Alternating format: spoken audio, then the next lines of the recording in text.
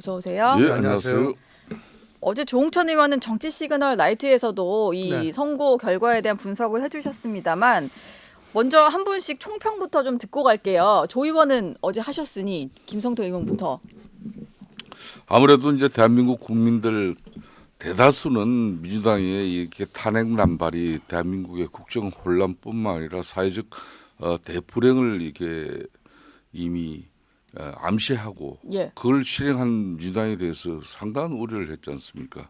그래서 사법적인 판단을 통해 가지고 이제 민주당의 정치적 그 과도한 행위가 헌재를 통해서 특히 이제 심판이 이루어진 부분에 대해서는 민주당 입장에서는 뭐 입이 10개라도 할 말이 없는 상황이죠. 과연 이제 이 타협 없는 대통령 권력과 또 과도한 독단과 입법 그런 권력 남용, 탄핵 남용으로 점철되어진 그런 입법 권력을 지금 현재 상태로 그대로 유지했다가는 네. 대한민국이 온전치 못하다는 그런 국민들 판단이 선 가운데 윤석열 대통령 탄핵 심판을 기다리는 심정들이 정말 피가 마르는 그런 상황이죠. 예. 조 의원은 좀 더 생각을 정리해 보신다면 어제 선고는 한 줄로 어떻게 좀 평가를 하시겠어요? 좀 덜 익은 밥을 꺼낸 걸로 생각이 됩니다. 설익은 밥이 나와버렸다. 예. 예를 들어 그 기각이 5명이라고 하지만은 네. 헌법재판관 미임명에 대해서는 김복현 재판관과 나머지 4분 재판관의 의견이 갈렸잖아요. 예. 근데 그 뭐 얼마든지 의견 조율이 가능할 한 정도의 그런 이슈였던 걸로 보여지는데 그게 또 갈라져서 나왔고 또 대통령 권한 대행의 탄핵 의결 정족수에 네. 대해서 과연 깊은 고민이 있었느냐 라는 점도 조금 의심스럽고요. 그래서 아직 윤 대통령에 대한 탄핵 평의에 주력을 하느라고 그렇게 심도 깊은 평의가 이루어지지 않은 상황에서 이 두 사건이 그냥 같이 계속 굴러가니까 헌재가 좀 부담이 됐고 또 결국 한덕수 총리에 대한 탄핵부터 먼저 예. 처리를 하고 떨어내고 홀가분하게 네. 뭐 전념하자 그런 의미로 아마 조금 설익은 밥을 꺼낸 거 아닌가. 뭔가 충분히 좀 논의가 되지 않은 상황에서 나온 것 같다라고 얘기를 하셨어요. 그 이 중에 예. 하나가 이제 네.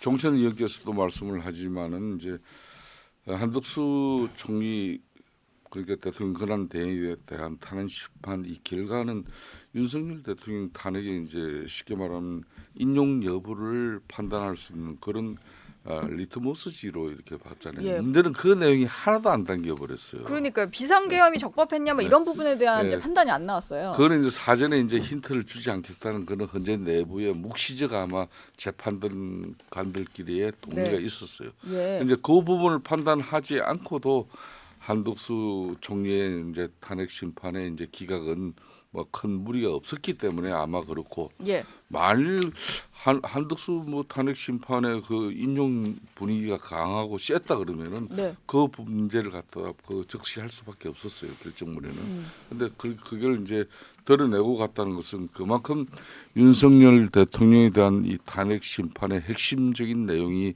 이제 그 부분에 대한 판단이 될 수밖에 없다. 네. 그렇게 이제 유추할 수 있는 것이고 그런 측면에서 이제 헌재 입장에서는 특히 어제 5명 기각 2명 각하 한 사람 인용 이 내용은 네. 앞으로 정말 헌재가 결정문을 쓰기까지 첩첩산중이거나 그런 정도의 차이를 가지고 이게 평의가 이루어지고 최종 판결까지 내려면은 얼마나 또 시간이 더 필요할 건지 네. 그 판결이 그나마 어렵게 이루어져도 결정문을 쓰는 데까지는 한 일주일이 소요된다 그래요. 그렇다면은 이번 주에 이 문제는 쉽게 결정날 문제는 아니라 이렇게 보고 있습니다. 예. 그리고 이게 의견이 갈린 사람들 중에 좀 자세히 살펴보다 보면 오히려 기각 안에서 갈린 분들보다는 기각 중에서도 소수 의견을 낸 김복형 재판관과 또 나 혼자 인용 결정을 좀 인용 의견을 낸 정계선 재판관 이 두 사람의 의견이 좀 충돌하는 것 같아요. 이게 네. 재판관 미임명 문제와 관련해서 정계선 재판관은 이게 위헌이다 이렇게 얘기를 했고 김복형 재판관은 위헌도 아니고 법률 위반도 아니다라고 했거든요. 네. 이 두 사람의 간극은 되게 커 보여요. 정의선 재판관은 헌법재판관 미임명뿐만 아니고 예. 특검 상설 특검 후보자 추천하지 않은 거, 추천 의뢰하지 않은 거, 그것까지도 포함을 시켰죠. 네. 근데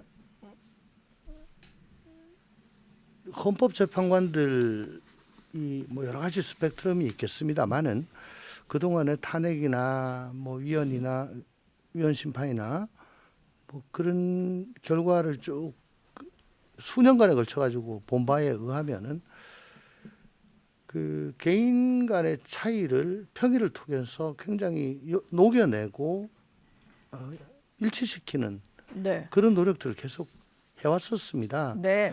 그래서 뭐 별도 의견, 보충 의견이 있더라도 이렇게 완전히 대립하는 듯한, 달라지는 듯한 뭐 그런 거는 잘 보지 못했는데 이번에 한덕수 총리의 탄핵에서 이제 두 분이 같은 걸 두고 완전히 좀 달리 보신 거죠. 네. 법관들 그리고 특히 헌법재판관은 헌법과 법률 그리고 양심에 따라 가지고 결정을 합니다. 근데 그 양심이 저 개인의 양심이 아니고 직업적인 양심이거든요. 네. 헌법재판관으로서의 양심. 그러니까 자기 소신이 있더라도 헌법재판관이라는 그 필터를 하나 끼워 놓고 지금 이걸 좀 봐야 되는데 예. 좀 그런 면에 있어서는 조금 우려스러운 거 아닌가 뭐 그런 생각이 좀 듭니다. 예. 정계선 재판관 얘기하시는 거죠? 뭔가 판결문에 적시된 표현들 때문에. 예, 거기다가 예. 뭐 예를 들어 이제 헌법재판관 미임명 같은 경우는 정계선 재판관 자기 자신의 문제이기도 했거든요. 예. 정계선, 조한창, 마은혁 세 명의 문제였죠. 그렇죠. 그렇죠. 그러니까 자기도 그 중에 일부죠. 예. 그 문제에 대해서 지나치게 이렇게 그 날석에 그 결정문 의견을 네. 써서 마치 그 한덕수 총리의 권한 대행이 자기들 임명을 하지 않은 것은 윤석열 대통령에 대한 탄핵 심판이 애초에 안 되게 하는 그런 의도로 한 걸로 그렇게 악의적으로 지금 계속 해석을 하고 있어요.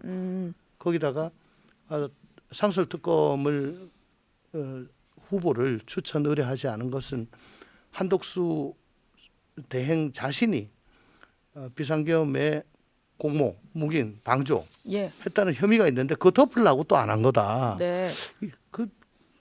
그런 증거가 과연 그 기록 중에 있었을까요?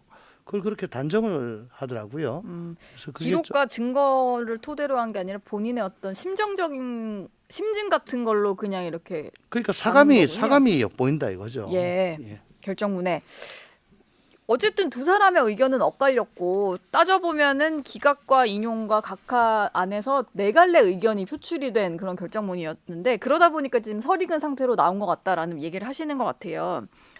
여튼 이제 결론은 났지만 마은혁 후보자 임명에 대해서는 한덕수 총리가 좀 임명을 해야 된다 이런 식의 압박을 좀 받게 되는 그런 상황이 됐거든요. 어제 좀 취재진이 질문을 했더니 여기에 대한 답은 안 했는데 뭐 지금대로라면은 한덕수 총리가 계속 임명하지 않을 것 같은데 좀 어떻게 보시나요? 그렇습니다. 한덕수 총리 입장에서는 이제 대통령 또 직무 대행으로서 복귀하고 난 이후에 지금 이제 뭐 산불을 비롯한 미국의 트럼프 대통령 또 취임 이후에 지금 동상 또 이제 문제, 예. 간첩 문제 이런 걸 지금 이제 대미 전문가로서 통상 교수 전문가로서 그런 분야도 뭐 눕고 떨 새 없이 대응하는 시간이 부족할 것이고 지금 이제 산불 이 뭐 진압 부분도 이 엄청난 희생과 함께 엄청난 지금 피해로서 국민 불안하고 있지 않습니까? 예. 그렇기 때문에 과연 지금 현재 마 재판관 뭐 인정 여부 가지고 그 임명 가지고 지금 현재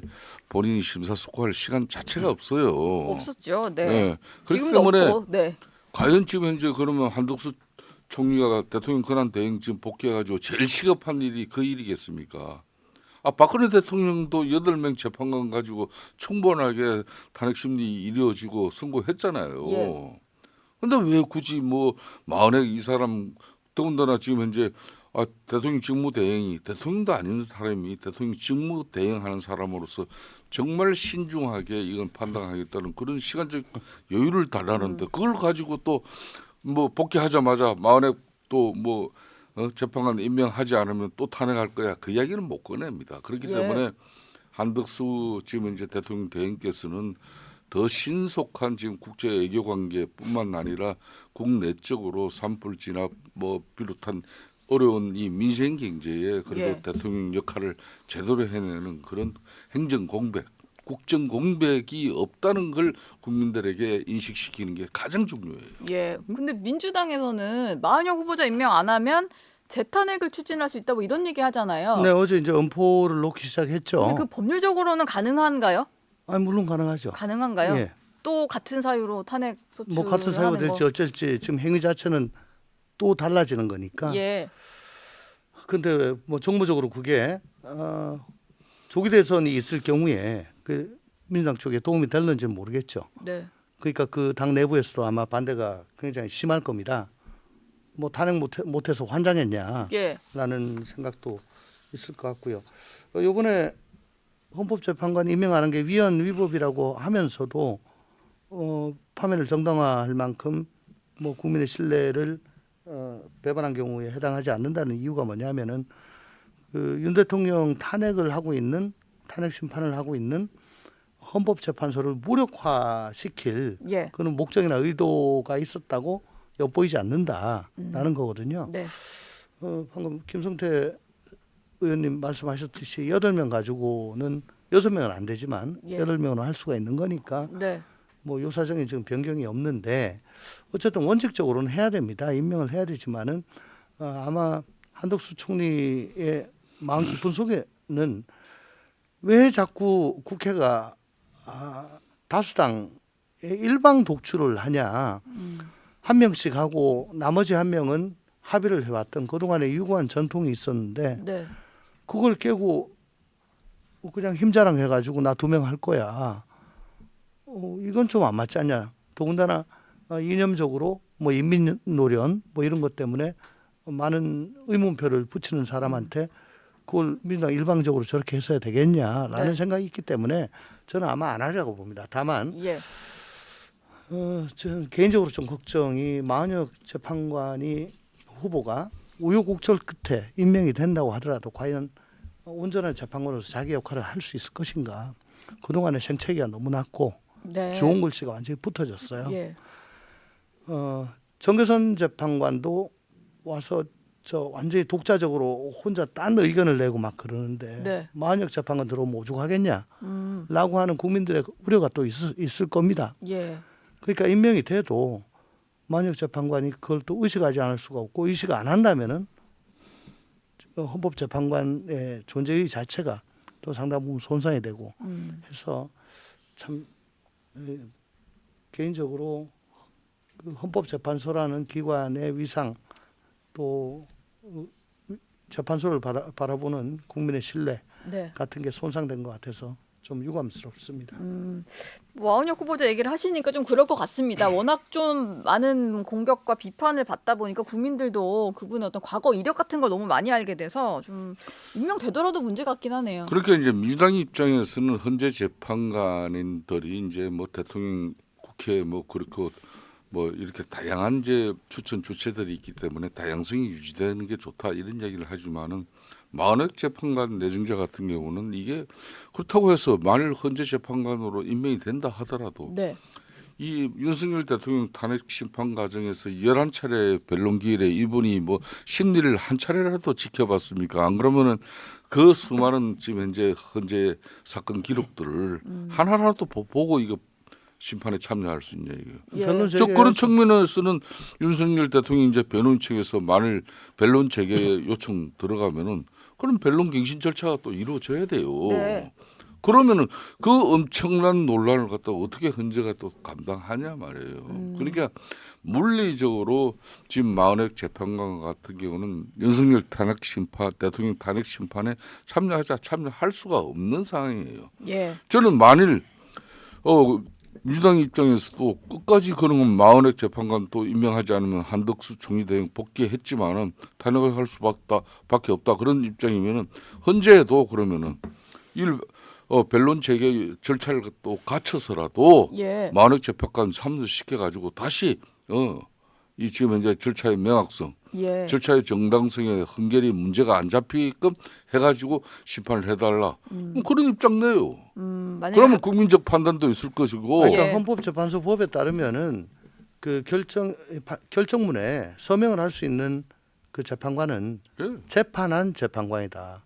그러니까 변론기일에 한 번이라도 참여를 그렇죠. 했어야 그렇죠. 되네요. 예, 그거 안 하면은 서명을 못 합니다. 네. 그러니까 지금 임명을 하더라도 변론 갱신하고 다시 저 절차를 약식으로라도 밟지 않으면은 네. 서명을 못 하는데 네. 한 말씀 더 드리고 싶은 거는 예. 지금 같은 맛이라서 그런데 마은혁 재판관의 그 이 이슈에 묻혀가지고 잊혀져 버린 대법관 한 분이 계십니다. 마용주 대법관. 마용주 대법관. 네. 이분도 역시 12월 말에 예. 국회 본회의에서 통과가 됐어요. 네. 다 잊고 있었네요, 저희가. 근데 이게 이분이 임명이 안 됨으로써 어떤 문제가 생기냐면 대법원 전원 합의체를 못 합니다. 전원합의체. 예, 네. 13명의 대법관이 하고 있는 대법원에서 가장 중요한 뭐 예를 들어 판례를 변경한다거나 사회적으로 이목이 집중된 사건을 한다거나 예. 혹은 소부에서 다룰 때 의견이 통일되지 않는다거나 하는 사건이 있으면 전원 합의체로 올리거든요. 네. 이분이 안 계심으로써 12명밖에 안 돼 가지고 홀수가 안 돼서 전원 합의체를 못 해요. 네. 또한 이분의 전임 대법관이 뭐 수많은 사건을 지금 갖고 있을 건데 그건 진행이 안 되고 있습니다. 그러면 국민이 신속한 재판을 받을 권리에 역행을 하는 거죠. 저는 뭐 마은혁 재판관이 그렇다면은 왜 마용주 대법관 후보자까지 임명을 안 하느냐 이건 내 이유를 잘 모르겠는데 예. 그러면 아마 뭐 야당 쪽에서 뭐 왜 대법관을 임명하고 재판관을 임명 안 하냐 그러고 뭐 난리 날까봐 지금 안 하는 것 같긴 해요. 그렇지만은 대법원의 온전한 기능을 빨리 회복시키기 위해서는 한덕수 대행이 이 마용주 대법관은 눈치 보지 마시고 빨리 좀 임명을 예. 해야 된다라고 뭐 말씀드리고 여야 싶습니다. 합의 절차대로 이제 인선이 마무리가 된 거면 임명을 하면 되니까요. 그리고 예. 본회의까지 통과 다 됐다니까 12월 네. 말에. 저희가 이제 마은혁 후보자만 얘기할 게 아니라 마용주 대법관 후보자도 있다는 거를 좀 기억을 해야겠어요. 망실 대법관입니다. 지금 빨리. 예. 알겠습니다.